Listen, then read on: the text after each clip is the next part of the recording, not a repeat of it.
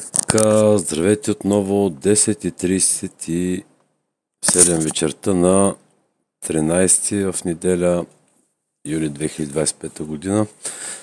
Днеска започнахме един проект, за който сега ще направим финално видео. Надявам се да бъде кратък клип, в който ще напишем, по-скоро ще кажем някои неща, които сме правили. Това е другия ми имейл, но интересуваме да влезем в общия изход. Така, тук трябва да вляза в друг профил. Как да стане избор на профил? Това е моят профил. Така, тук ще влезем в ChatGPT.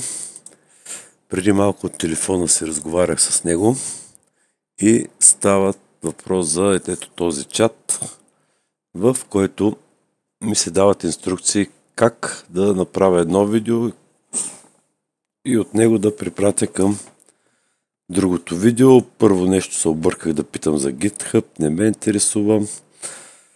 Според ChatGPT най-добрият вариант да запазя PDF файл, който да мога да споделяме PDF и да си го кача на Google Drive, който ми е към самия акаунт. Това ще го направим. Става въпрос за съдържание, малка книжка, което ще споделим с всички вас. А във видеото, което следва това, което правя в момента, ще има около 1 час в съдържание, в който ще покажем конкретно неща, които се научихме днес. А именно, днес за първи път инсталирахме тази програма, с която в момента записвам и в бъдеще ще стримвам. За първи път я видях, за първи път я отворих, за първи път я използвах. С нейна помощ направих един определен брой видеа, които се намират някъде на компютъра ми. Ето ги и тях. Това са тези видеа, започващи от 4:17 часа и последно видео, започващо в 9:15. В момента върви това видео, което тук виждате в 22:37 минути. Успях също така днес да науча как всичките тези видеа да ги събира в един общ видеофайл, който видеофайл събрах с помощта на програма, чието име ето е програмата реално. Това е програма, която се нарича, как се нарича тази програма? Може би някои от вас знаят по-добре от мен, но това е продукта, който използвам. Той има някакъв линк. Не виждам обаче как се нарича. Shotcut се казва програмата. Абсолютно безплатна. Успях тук с 20-30 минути проба и грешка да събера фактически тези всички файлове в един по-голям файл. Сега я затваряме, не ми е необходима. Този по-голям файл е може би последния, който е 247 мегабайта. Този 1,43. Тоест ето това най-вероятно е последния файл с дължина около час и 17 минути. Или не, последния файл кръстих EgoBook, ето го това е. Това всъщност е последният файл, който го кодира в 56 минути. В тези 56 минути, които ще имате линк към следващото видео, ще кача едновременно едно след друго заедно с това, ще видите как сме направили нещата, които завършихме по книжката EgoBook, Его книга, която може да намерите в линковите, които се съдържат в описанието, както на този файл, така и на следващия. И сега преминаваме към конкретната задача, която е да качим набързо в профила ми, който е в този служебен профил, който си направих. Къде е този служебен профил? Той изчезна. Влизам в Chrome. Какъв е този профил? Това ще е този ми имейл. Значи имейла, който ползвам в момента за работа. Евгений работи адрес в gmail.com. Влизаме в него, Съответно, веждаме си паролата. Така, няма да ви я показвам. И ето да, влезнах. Да, ще участвам, ала ба. Сега, това, което ме посъветва ChatGPT е да си кача файла за книжката в Google Drive. Къде е този Google Drive? Google Диск, може би за това става въпрос. Да, отиваме в моя диск. Той е чисто нов, създаден специално за този проект, този акаунт. И искаме да качим нов файл. Създавам, качвам файл. Файла, който търсим е този EgoBook, PDF, двуязична книга на български, в оригинал на английски, в същото тяло, в същия PDF файл във втората част, без много претенции, 40 страници на един език, формат А4, непълни. Ще качим сега този файл. Файла вече е тук. Сега от тук някъде трябва да мога да взема линк. Така ме научи ChatGPT, но това не е важно в момента, защото първо трябва да си кача съдържанието в YouTube. За първи път ще качвам съдържание в YouTube. Затова отиваме в YouTube. Така, вкарваме в моя си профил и тук предполагам, че чрез създаване, качване на видеоклип, ето колко бързичко става. Файловете, които искам да кача, това е този файл, който казахме, че ще бъде... Кой ще е файл, който искам да кача? Файл, който е дълъг около 50, EgoBook. Казахме, че ще бъде файл EgoBook. Така. И го мушкаме в съдържанието. Така. Файла е... Да въведа, ето тук мога да напиша, така, описание на файла, съдържа, какво съдържа, набързичко, няма да губим време, ще накараме ChatGPT набързо да го напише на два езика, защото иначе ще се забавим. Ето как правим това. Ще ми представяне за клип с съдържание, в което показвам как извършвам действия по предоставяне на съдържание на публиката за моята работа. Дефинирай кратко. Направи на два езика.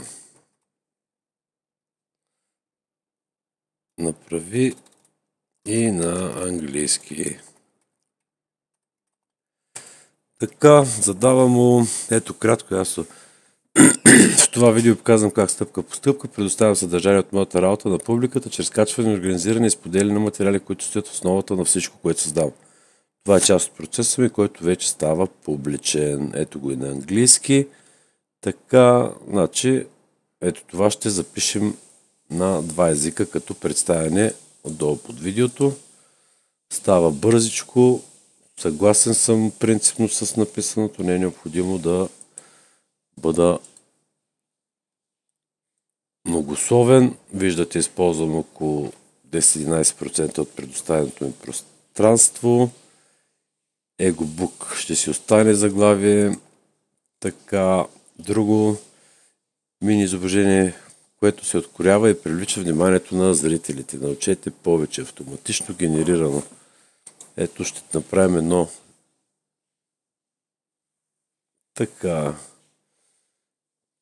Отказвам се от това нещо, отивам на плейлисти, добър видеоклипа към един или повече плейлисти, да организирам съдържанието си зрителите, научете повече. Така, ще направим нов плейлист. Новия плейлист ще кръстим евристика.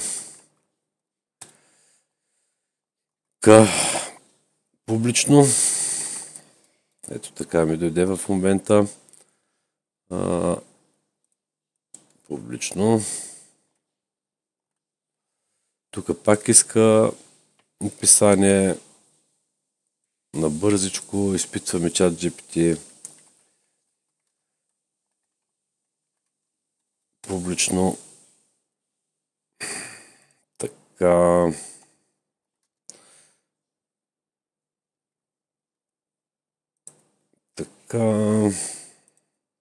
Така е заглавие на плейлист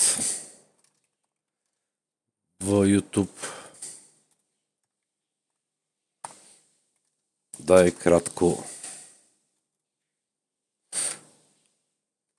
описание.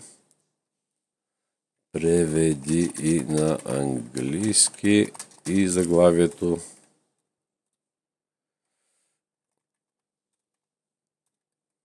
И описанието. Разбира се, заглавие описание така еврейска описание на поредица видеа, които показват в реално време как се изгражда, прилага и споделя евристичното знание. Прозрачен процес, в който мислим, че става видимото, а съдържанието достъпно. Идеално ме устройва. Heuristics in Public. Това е английското. Descriptions, буквален превод. Така, директно пускаме описанието като описание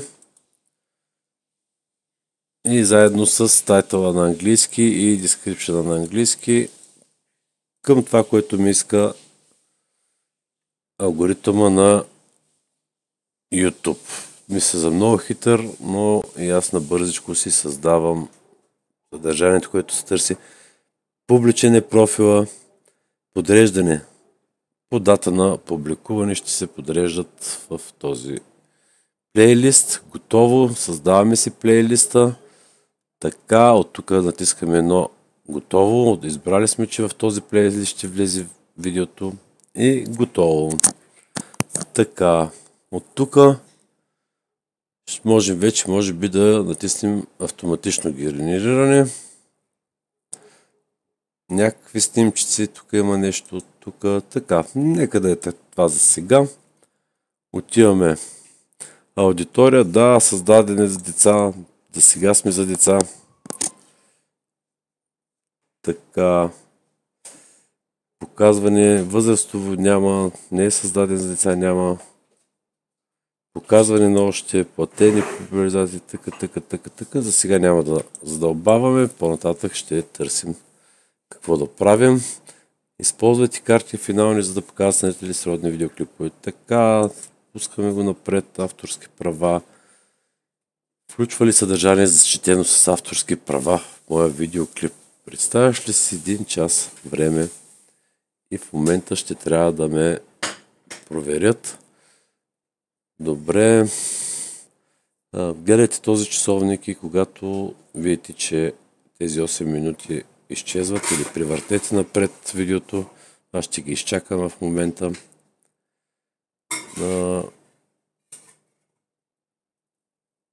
За да не чакате и вие с мен, ако е толкова дълъг процеса. Въпреки че не, аз ще спра, ще добавя, после ще... Не, нищо не мога да направя. Да, мога да спра видеото в момента и да добавя, когато е готово, да продължа нататък, за да съкрата малко, без да редактирам. Какво е това? OBS-а. Спирам записа, получавам един нов файл, после го пускам пак, получавам втори файл, събирам ги през онази програма, която беше там. Shortcut и качваме този нов файл малко по-късно. Така, продължаваме. Вече имаме отметката. Няма открити проблеми. Даваме напред. Така, видеоклипа си публичен, скрит или частен. Правим си го публичен, за да може всеки да го Задаване незабавно. Като незабавна вие зрителите може да го гледате едновременно. Незабавна премиера, т.е. някой може да се включи в движение. Интересно. Така, изберете дата, на която видеоклипа ви да стане публичен. Аз го искам веднага. Да се зададе. Така, аз искам веднага. Но да кажем, че на 14.7 в 0 часа не ме устройва. Искам да стане още на 13.7 в 23 и 40 и в 23.30 още след малко. Насрочваме го. Връзка към видеоклипа тази. Насрочване. Така. Сега. Видеоклипът ви ще стане публичен. Вие виждате каквото виждам и аз. След 30 минути по моя часовник. С това сме готови с един видеоклип в съдържанието на канала си. В момента ще направя един общ видеоклип между този, който прекъснах преди малко, и този, който завършвам в момента. И ще насоча към този вече по-дълъг, виждате 56 минутен клип. И в двата клипа към линкове и към описания ще добавя при първа възможност това, което е създадено като съдържание, именно малка книжка в формат PDF, която и тук на самия линк се вижда, че се показва. И така, показахме, че ще направим. Сега затварям, за да събера двата клипа, които вече съм създал в един цял, който отново да качим тук. Затваряме студиото и продължаваме.